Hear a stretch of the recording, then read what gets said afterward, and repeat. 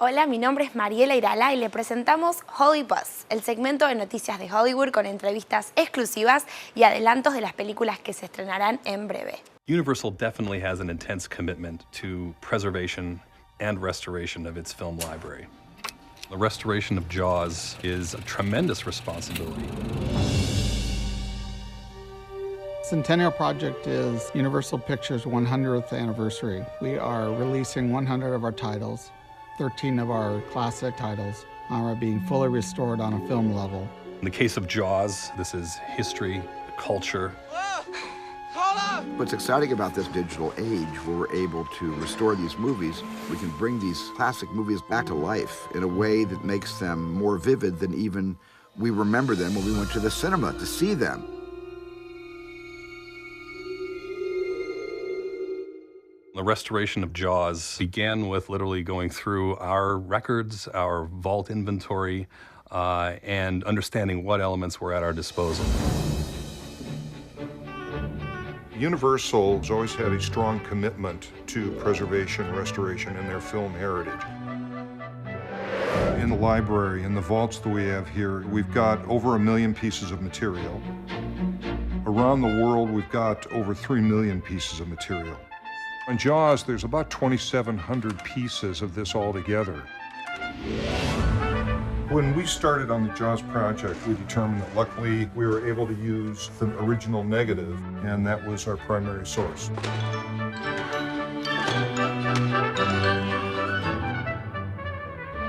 Working with a negative is always going to get you better resolution, but passes on the element add up. Hold up! What? The negative of Jaws was pretty crummy. It was pretty bad. The first thing we want to do when we have that element, we want to make sure that all the perforations are correct, we don't have any tears. Many sections had vertical scratches running through significant portions of the film. Come on in the water! We felt the best result was to do a wet gate scan. There is special liquid that would take all the scratches and basically erase them. As the film is on the scanner, it's literally passed through this liquid bath so that those scratches are not visible to the light that's passing through that film. With Jaws, the colorists need to have as much information to work with as possible. We're checking to make sure that the full range of the image is there. And that's really what the scanning process is about. Once we had the digital scans, we went ahead and dealt with issues such as film movement and dirt.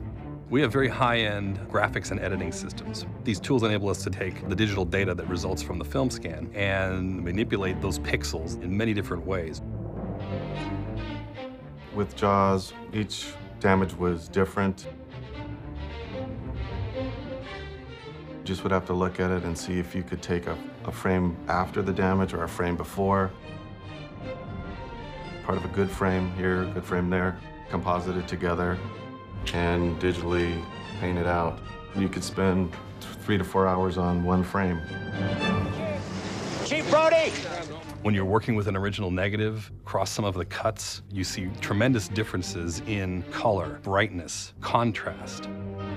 Our colorists do a great job at matching all those shots. We had a particular issue inside the cabin. Well, those windows didn't match cut to cut. I had to balance out the view from the inside, which changed. The viewer should not be distracted because the levels of light are changing. Nothing materially was changed about the film, but the image on a really, really good high-def TV screen looks better than the film looked when first projected in 1975. Hey, see that? Got the creme de la creme. Right there. Mary Ellen Moffat. She broke my heart. The audio side on Jaws, our project was to build a 7.1 upmix. It's an iconic film. We're very sensitive to the integrity of the original mix. At that time, it was an analog process. They recorded out 35 millimeter mag. We're taking all that sound information and adding additional channels to it. That process consists of taking the original dialogue, music, and effects mono tracks and realizing that we're now going to place it in a 7.1 audio codec.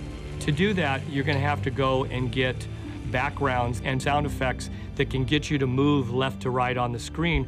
Once you've got all those elements picked out, then you've got the music. There's certainly a number of things about Jaws that are unique.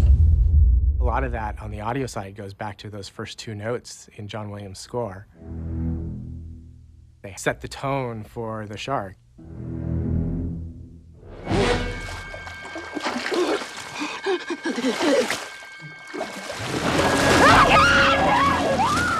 Throughout the film, you don't necessarily see the shark, but you hear those notes, and so the sound really drives that film.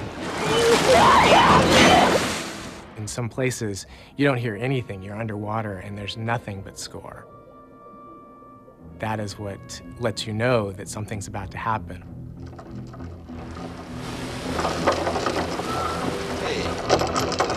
Hey, he's taking it, he's taking it, he's taking it. Hey, hey, go, go, go, go, go, go. Oh, boys, I think he's come back for his noon feeding. The sound is better than we've ever heard it before.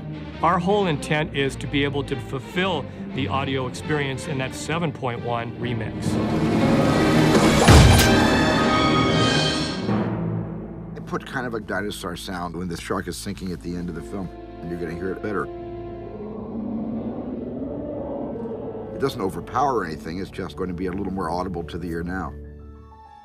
The outputs of this process are both film and digital. We are storing high-resolution digital files as well as recording a new negative. We do both because digital files, while they are convenient to work with and they allow us a wide range of options, for an archival means, we still want a piece of film to put away. This is our cultural heritage. It is very important to preserve the physical film, the 35mm film and the negative. Film is a known commodity.